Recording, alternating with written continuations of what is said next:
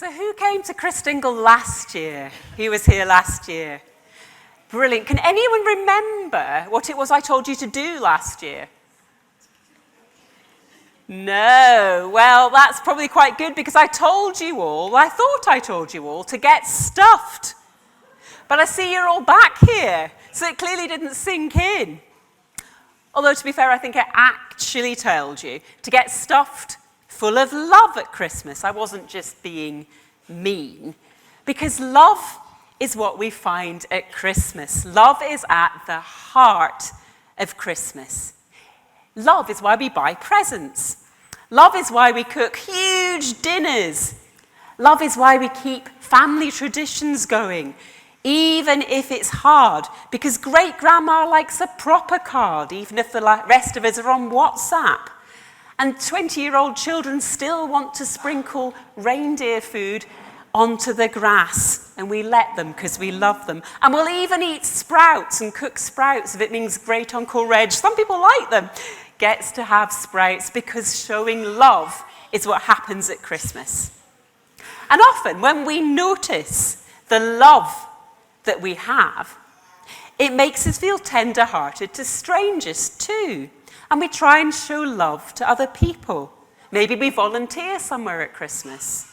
Maybe we make a Christmas donation. Maybe we support a charity like the Children's Society. There's a lot of love around at Christmas, isn't there? There's so much love that you can share it. There's so much love that you will shine with it. There's so much love that it fills the whole world. And you can't expect the cosmic-sized amount of love that is God to come into the world at Christmas and not make a difference. Who remembers what our candle on a Christingle represents? Go for it. It represents light. Whose light does it represent? Jesus is light. That's right. We have a light on our Christingle to remember that Jesus comes to us at Christmas and lights up the world with God's love. Now, I've got my Christingle with me. And it's a wee bit different to those ones here. These are rather beautiful. Mine's a bit smaller, isn't it? It's a bit different. And much as I love candles, I thought Christmas is really sparkly.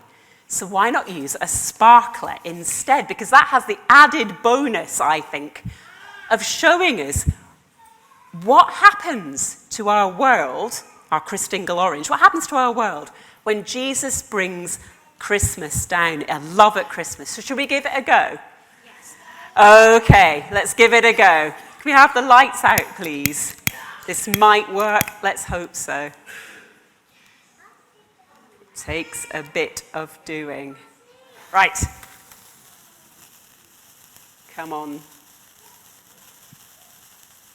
You can do this. Aha! Do you see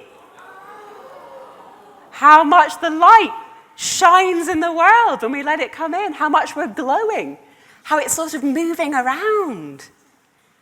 That's what happens when Christ's light comes into the world. We all glow with it. There we go. We have the lights back on, please. Bet you've never seen that happen before.